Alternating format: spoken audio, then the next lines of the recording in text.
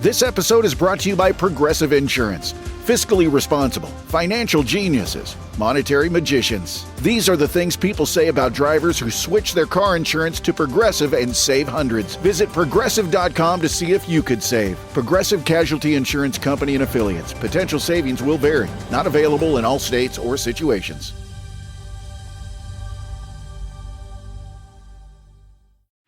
If you're a facilities manager at a warehouse and your HVAC system goes down, it can turn up the heat, literally. But don't sweat it, Grainger has you covered. Grainger offers over 1 million industrial-grade products for all your operations, including warehouse HVAC maintenance. And even better, they offer access to experts and fast delivery, so you and your warehouse can both keep your cool. Call 1-800-GRAINGER, click Grainger.com, or just stop by. Grainger, for the ones who get it done.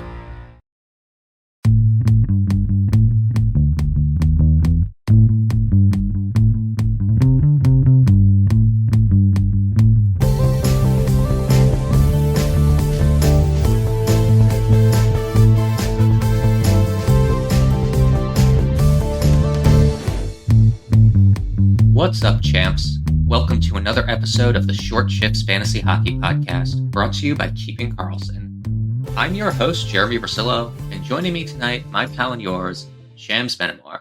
Shams, how you doing on this Thursday evening? This Halloween Thursday evening? I'm doing okay, just kind of going through my lineups and trying to see which of my players are being tricks or treats now that we have a month through the season, that we could start making some definite decisions on, as definite as you can with a month into the season. Well, speaking of tricks and treats, here's a little trick to watch out for. There's a 2 p.m. Eastern game on a Friday tomorrow. So just want everyone who is listening to this on their Friday morning commute, you only have until 2 p.m. Eastern or 11 a.m. Pacific to set your lineups for Florida and Dallas. They also have an early game on Saturday. I think it's a noon Eastern game, so not as early, but still kind of before you may set your lineups if you're checking in early. So be aware of that. Another one that definitely is not a treat. Connor McDavid got some clarity on his injury. He's out 2 to 3 weeks.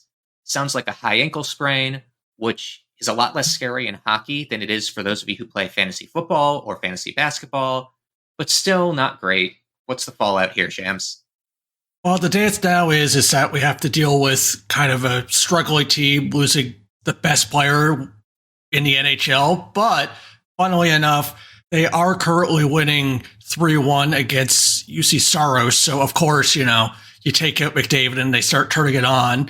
The top line is Podkolzin, Draisaitl, and Arvidsson, with Draisaitl as the center. And then the second line is Skinner, RNH, and Hyman, with RNH in the center. So while, of course, McDavid is a huge loss, it still has some skill there with Hyman being able to be on the second line. And Arvidsson is no slouch if you remember him from his LA days. So that Draisaitl line has 2 of the 3 goals so far, so looking good for him. And on the top power play, we have, and this is the interesting one, I was pumping up Arvidsson, but it's actually Ekholm that's on the power play one. It's Draisaitl, Ryan Nugent-Hopkins, Hyman, Ekholm, and Bouchard on power play one. So, interestingly enough, I think we'll have to see how you feel about Arvidsson getting to play with Draisaitl some more, but we'll kind of have to see what it means for the team, because while they're winning this day, last season they played 6 games without McDavid. They only won 1 of them. So hopefully they do a little bit better this year compared to last year. And if you may remember in the past, Leon Draisaitl has gone nuclear in some of the games without Connor McDavid in there. So the fact that he has 2 points in half of a game today, probably not that much of a surprise. It's almost like he puts the team on his back when McDavid isn't there. Next up, we have an interesting situation with Kevin Fiala, one of the darlings of the Los Angeles team. What kind of hot water did this guy get himself into? So first, he ended up getting benched against Utah because he got 2 penalties, and the second one was a cross-check, which was, I guess, just enough to make the coach just sit him for the rest of the game. And then there was some rumors about, hey, what's going to happen with him? You know, the Sharks are coming up. Are they going to bench him to show who's boss?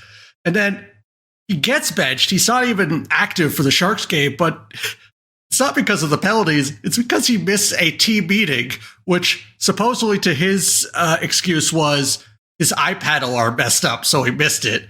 Now, we could joke and laugh about this is because both the coach and Fiala have come up and said it's water under the bridge and are going forward. And this is something that you might not remember, but last year, maybe not to this extreme, they did have kind of a spat where he did get benched. And the word was from the beat reporters, he quote unquote responded well. So I think it's just that kind of guy that, you know, might be a little bit of not the perfect soldier that might need a kick to the side to just be reminded to who's boss. And it looks like that's the case here, but I wouldn't be really changing my thoughts on him overall.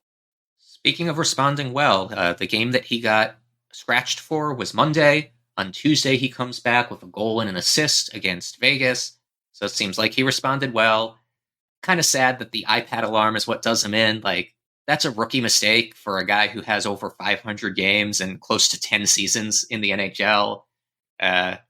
Hopefully he learns from it. Seems like they're all being professional about it, so I'm not really worried as a fantasy manager or a Los Angeles fan. Next up, we had a trade. Timothy Liljegren, the disgruntled Toronto defenseman, got moved to San Jose, where he should get some playing time. And in return, Toronto got a handful of draft picks and Matt Benning, who is like your prototypical seventh defenseman. There was talks of him being on the move to either Colorado or Toronto or one of those eventual playoff-bound teams. What do you think is going to happen with Liljegren in San Jose? Does he have power play one upside? Is he going to be playing 20, 23 minutes a night like Walman is? I honestly think he's their second best defenseman now and will be used in that way. Do you agree with me? Yeah, basically the way I look at it is that I'm blanking out on who's the D partner they want to replace, but they're looking for a puck-moving defenseman on the second pair. So what I think is going to happen is that while maybe that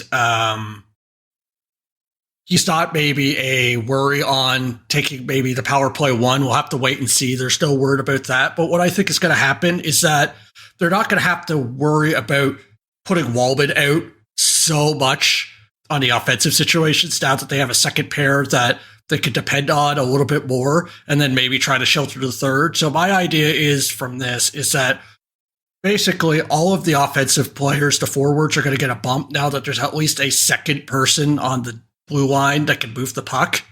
And then that might end up with some more even strength situations. And then whoever's on the second power play gets a small boost. And then overall, I think there's just going to be a small shade on how Walman is, because I'm guessing that he's going to at least keep the top power play for now. And then Jack Thompson's probably going to stay in the AHL to, get his reps in. And then Walman is probably just going to be losing that even strength time and maybe not have to be required to be out there for the majority of the game. I think your point about Jack Thompson ending up back in the AHL is probably right.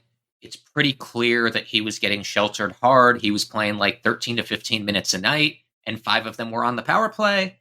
Not a sustainable thing for a young defenseman. I think he's going to eventually be a part of that team, but just not now. I almost wonder if they pair Liljegren and Walman at even strength to get one of those, like, not superpower units, because, I mean, this isn't a Makar and Taze or anything, but get 2 of their higher quality players together. And I also think you're right, it may cut Walman's minutes, especially on the power play. Like, you don't want to run a defenseman 25 minutes a night if he's not capable of doing that. So even shaving a little bit of ice time off will help the Sharks and hurt Walman fantasy owners.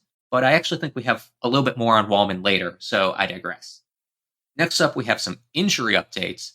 A plethora of updates from the Avs shams. Which ones are fantasy relevant?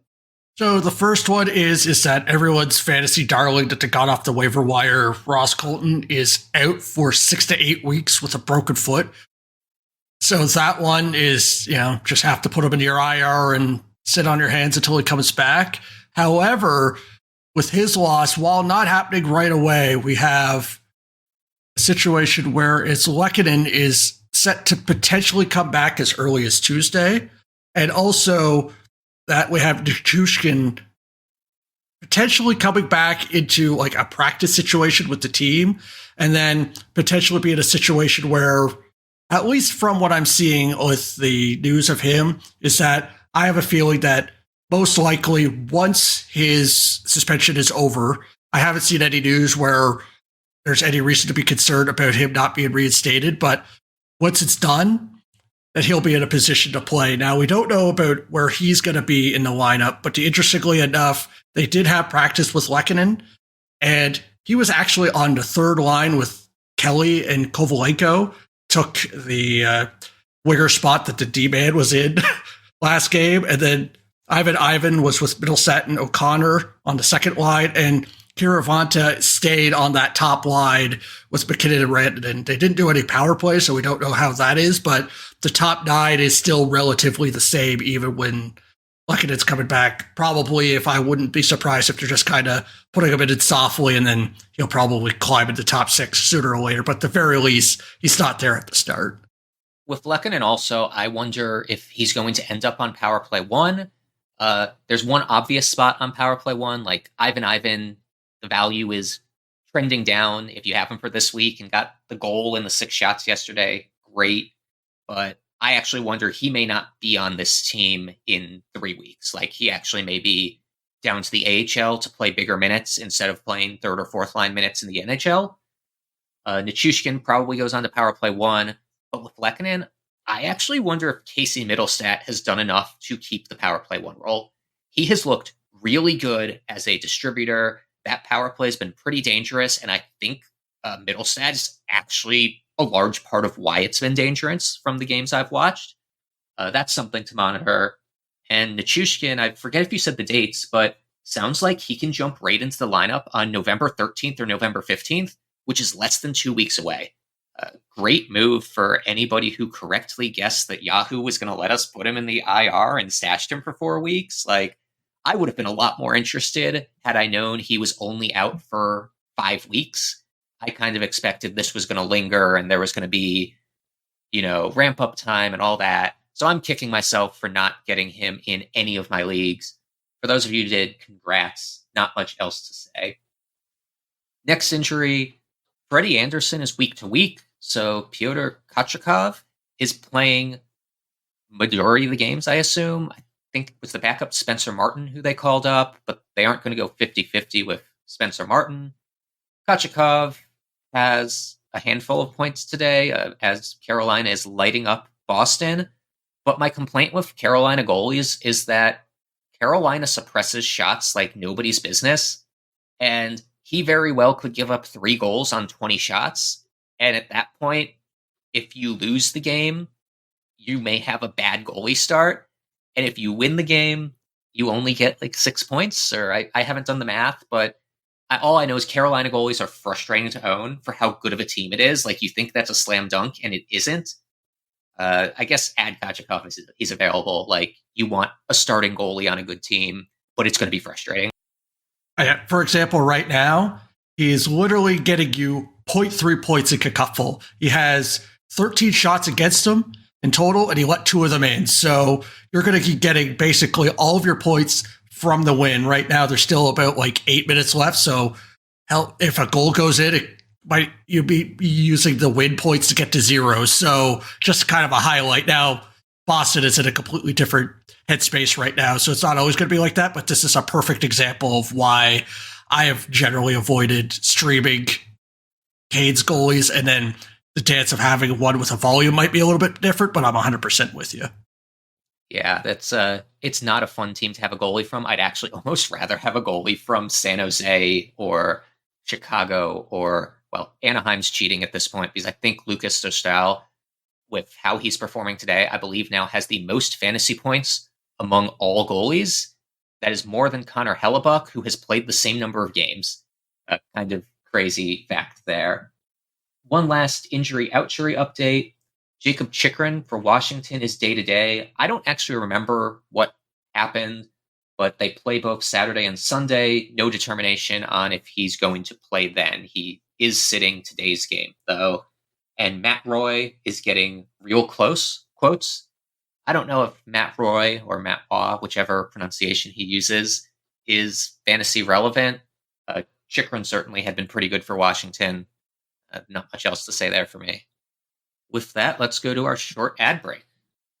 The quest for the Stanley Cup has begun. The pucks dropped on the 24-25 season. Get in on all the action at DraftKings Sportsbook, an official sports betting partner of the NHL. It's super easy for first-timers to get started. Try betting on something simple like picking a team to win. Go to DraftKings Sportsbook app, select your team, and place your first bet. I recall I did a show with Viktor at the start of the season talking about Calder candidates. Taking a look at the updated odds now, it's Matvei Michkov as the clear runaway favorite according to DraftKings Sportsbook. That was my prediction, just saying. But of course, that means good odds on other players if you think that they'll do it. And if you're new to DraftKings, listen up. New customers bet $5 to get $200 in bonus bets instantly. Download the DraftKings Sportsbook app now and use code THPN. That's code THPN, stands for the Hockey Podcast Network, for new customers to get $200 in bonus bets when you bet just $5. Only on DraftKings. The crown is yours. Gambling problem? Call 1-800-GAMBLER. In New York, call 877-8-HOPE-NY or text HOPE-NY 467-369. In Connecticut, help is available for problem gambling. Call 888-789-7777 or visit ccpg.org. Please play responsibly. On behalf of Boot Hill Casino and Resort in Kansas, 21 and over. Age and eligibility varies by jurisdiction. Void in Ontario. Bonus bets expire 168 hours after issuance. For additional terms and responsible gaming resources, see dkng.co/ice. Going to a live sporting event, it's the best. It's so fun. I just went to the Toronto Raptors season opener last week. At least it started really exciting. The fans were crazy. It was a really fun time. But of course, then they stunk and lost. But of course, I'm telling you all this because I want to talk about our friends over at Game Time, a place to buy tickets to go and experience live sporting events, including hockey games or concerts or shows or whatever for yourself. Game Time has a new feature called Game Time Picks that makes getting tickets to see your favorite teams play live even easier. Game Time Picks filters out all the fluff and shows you only incredible deals on great seats so you don't have to waste time searching through thousands of tickets. I thought just for fun, I'd take a look at the cost to go see a game in Washington, the Washington Capitals. Just going to be cool to watch this OV chasing the record. Man, these ticket prices are crazy. I'm like, if you want to see the Montreal Canadiens at the Capitals on October 31st, it's next Thursday. It says there's tickets from $10. $10 plus over on Game Time. Or if you want to get a super deal on a really good seat, I'm saying $67. It shows you super deal. You can actually get filters by like how good of a deal it is, what percent off it is off of the typical price you'd expect for a ticket like that. It's really handy. Man, I feel like it might be cheaper for me to like fly to Washington and go see this Habs Capitals game versus, seeing the same game over in Montreal. But hey, that's an option to you with our friends at Game Time. They also have some other really cool features. I really like the Game Time guarantee. You're guaranteed the best price. And if you find tickets in the same section and row for less, Game Time will credit you 110% of the difference. Take the guesswork out of buying tickets with Game Time Picks. Download the Game Time app, create an account, and use code THPN for $20 off your first purchase. Terms apply. Again, create an account and redeem code THPN for $20 off. Download Game Time today. What time is it? Game time! Welcome back, everyone. Now let's take you through some hot and cold streaks that we've identified, including some team-wide cold streaks, just because we feel like giving you that treat on this Halloween night.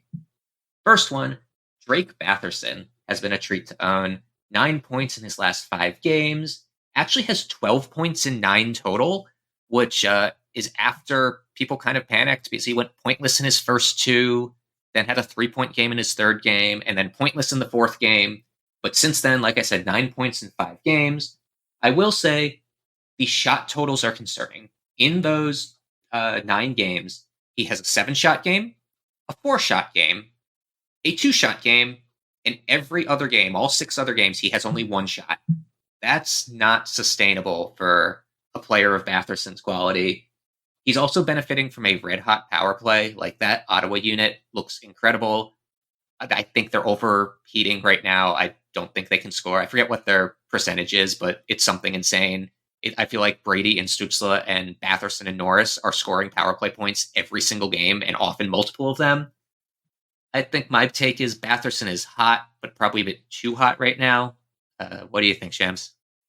Now, while I would be in agreement with you mostly on basically all of that, I'm still really just happy with him in general because I am in love with that even strength line. I couldn't imagine how much of an effect of moving Giroux down to that line to be with Norris and Batherson would have an effect. Is that I have a feeling is that off the top of my head, I'm not sure how many of the points. I don't think they're actually as a team doing that well on even strength. So I have a feeling that it won't be 1-for-1, but I feel like some of the points lost from the power play will be recovered from even strength, and then just having that line and having that be your second line. So it's not even, being glued on because you have Stützle and Tkachuk on their top line. I am just really high and just missing out that I think I was talking in our allied chat about Giroux being like, don't worry about him. He got dropped. And it's like, he's not going to be much. He's now on the second line, and now it's just completely different. I might be, drinking the Kool-Aid, but I just love that line so much. I want a piece of anyone on it. Absolutely. I would love to be able to snipe Drake Batherson or Claude Giroux from an unwary manager, but I don't think that's going to happen until they cool off. While you were talking, I looked up their power play. Their power play is currently second in the league, running at 42.9%. Only team ahead of them is Winnipeg at 44.8%. That's kind of incredible. And the team that I mentioned earlier, who had a really good power play, Colorado, is third at 35.1%. Next up, a guy that we think you have permission to drop if you're holding him. Why don't you tell us about our Florida Panther trick here? Evan Rodrigues, sadly, is a fan of mine from last year because he was sniffing the top power play, but now he's not anywhere close to that. He's getting top 6 minutes with Barkov and Reinhart, which you think would be a golden time, but he only has 3 points and 23 shots in 11 games. That's not enough to really pull his weight. And right now he only has 2 games this week because of the team being in Finland. So with the good chance that the Saturday is probably stacked, so he's only giving you 1, is that the way I look at Evan Rodrigues is that I know the name. He had some big play at different places, or even with the team last year, is that I don't think anyone was jumping for Luosterainen when he was with a red-hot Lundell and with Reinhart when Barkov was out. So the way I look at it is that Evan Rodrigues is basically the identical of that, playing with a very strong center in Reinhart, but not getting any power play one time, and is clearly a third wheel that's not shooting a lot. So maybe in a week where you have like a really nice streaming schedule, maybe sneak him in, but you're free to cut him. He's not a core player of your fantasy team. And I stand corrected a bit. I looked up the Cupful rostership here. Only 4% owned. So if you're one of the 2 people who own Evan Rodrigues, you should consider cutting him. If not, you guys are smarter than us. You guys were on top of this one. I find that people like to hold on to first-line players from really good teams, even if they're totally third-wheeling and not doing much of relevance. I promised you some more Jake Walman talk earlier. He is currently on a bit of a heater. He has 6 points in his last 2 games. He had 3 assists Monday and a goal and 2 assists Tuesday. Definitely helping someone's fantasy week so far. Happens to be me in a few leagues. The only issue I have with him is he's kind of on and off of power play 1, so I'm not banking on it. But even without that, I think he's a 40-point defenseman with 2.5 hits plus blocks per game, a little bit over 1 of each. And he's 2.5 to 3 shots per game. Pretty impressed with what he's been doing. And he had some flashes of relevance in Detroit. And he's now playing more time on ice than he was. You can kind of expect that peripherals to tick up. Are you into Jake Walman kind of long-term here? I was surprised that he was available in one of my leagues. Something I have to keep an eye on is that his blocks seem to be drying up. He had a lot at the start of the year, but in the last, 5 games, played, not including the game tonight because it hasn't started yet, he only has 3 total blocks in those 5 games.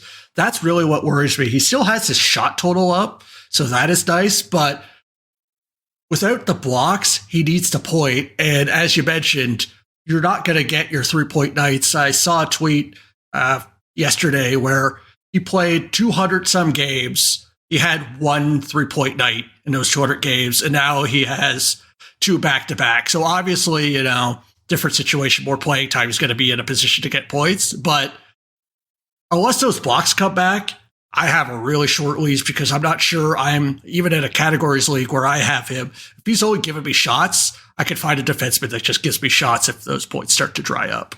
That's fair. I think I'm in a bit of a different position because all of my teams are light on defense.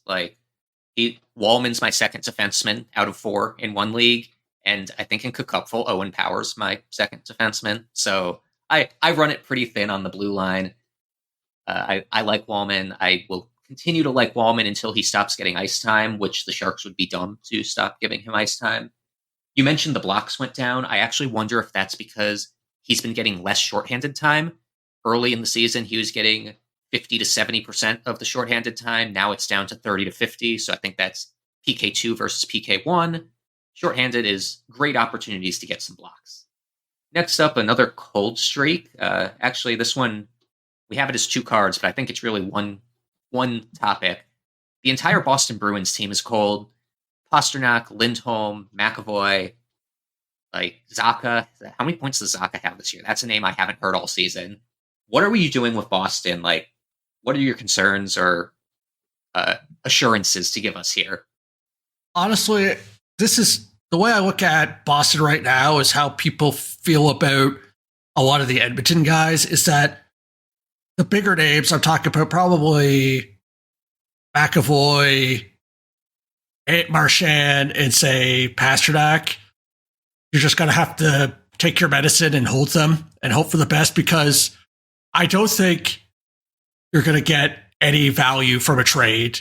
Or at least maybe Pastrnak because, for example, I think you might be able to get someone from there, but for your Marchands and your Lindholms and your McAvoys, you're not going to get any value from a trade from them unless you find a Boston fan that's in love with them. And I don't know if I have, other than maybe Lindholm, I'm not sure if I have the guts to drop them in a deepish league. But for all of the ancillary pieces, I'm not sure I have, you'd have to show me who you have as an alternative, but I'm not sure I'm willing to keep any of the ancillary pieces. And as well to keep in mind is that Montgomery is going in full blender mode. So I don't know. You can't say, Zacha's top power play because he could be off of that power play by the end of the game because they're just getting hammered so bad that there's no guarantee of ice time for basically anyone on this team.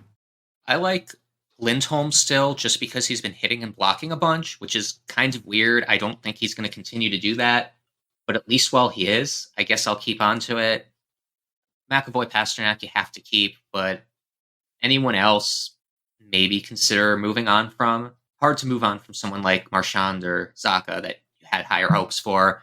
But like I said, I kind of wonder if this is the year that Boston is just fading into the abyss. Last but not least, we have one more cold team. Who is that? The irony is the coldest of cold, in at least fantasy-wide, is your Calgary Flames. Is that they did have a nice start to the year. I remember the Mega Show talking about Huberdeau potentially being a hold and it being interesting. Now, to get into a little bit of the weeds, I know Kochetkov, Keeping Karlsson Ultimate Patron Fantasy League is a baggers league and a points league. So we take a value of hits and blocks. And in general, this is kind of just the way to look at it is if you have on average 4 Kochetkov points a game, you're seen as a season-long hold, or at least worth a roster spot and not just a streamer. And I did this morning, is if you look at, for the last 2 weeks, the players that are above that 4-point average, there's literally 2 players, and I guarantee you, I could give the audience an hour You might get one because he's on a hot streak, but you wouldn't guess the other. They are Rasmus Andersen and Blake Coleman. And on top of it, Blake Coleman's probably there because he had like a 2-point game and a goal, like right on the edge of that 14 days span. So probably like in a 3 or 4 days, he'll just crater into like a 0.2, like 2.5 average. So the way I look at this is that I'm even less enthused about this team versus Boston, because at least with Boston, Pastrnak, Marchand, and McAvoy, like, they're going to have to lean on them. But the way that this team is designed, they basically have like they're trying to be almost like Seattle, but with less skill overall. So, as I said, Andersen, he's hot and he's getting a lot of hits and blocks, so I'm fine with him. Uyghur, same idea. He's not at that 4-point average, but you ask us for defenseman and he's on power play 1, I'll include him. And then Kadri, he shoots and he does a lot. I'm fine with him. Those 3 are like the onlys that I could tell you that I'd be 100% fine keeping. The rest, maybe say add in Sharangovich because he was just injured the whole time. And he maybe, might need to find out more. I would be perfectly open. Now, obviously, each team is in a different situation to have everyone else on the waiver wire. Like, some might be able to be capped for different situations, but like, if I saw any of the other players on a waiver wire, I would not be surprised. I actually am higher on Blake Coleman than you. He was a 4.8 cupful player last year. Granted, he kind of shot the lights out. Like, I think he had 30 goals on an 18% shooting percentage. But Coleman has always been the type of guy who's going to get you 2.5 to 3 shots per game, a hit to 2 hits per game, and close to a block per game. That alone is enough to keep you relevant in cupful, I think. Especially when the rest of the team kind of sucks. So it's kind of funny you comparing them favorably to Seattle's depth. Like, not very often that I hear Seattle having more talent than someone. But I was glad to hear that.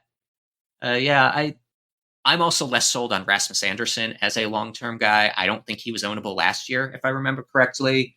But also, Uyghur kind of went nuts, and they had Hanifin for a significant amount of the season, so maybe I just haven't adjusted my view there.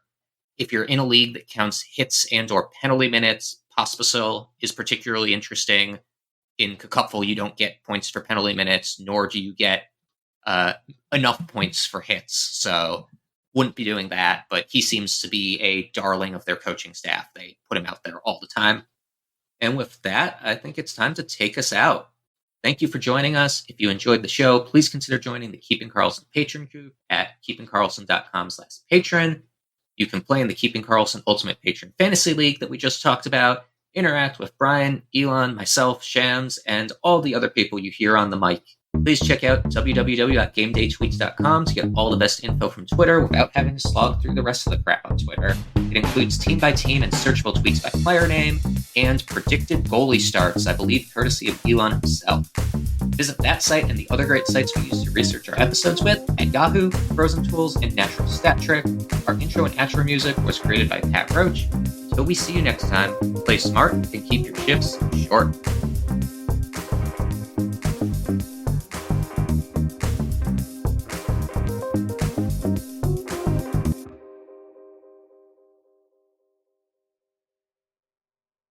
Your dining room is the heart of your home, where meals are shared and memories are made. At Ashley, you'll find affordable dining furniture in a range of classic and modern styles. Ashley's small space sets and extendable tables are designed to fit beautifully into any space, from cozy breakfast nooks and kitchens to formal dining areas fit for a feast. And with mix-and-match seating options, everyone at your table gets the perfect seat. At Ashley, style is served.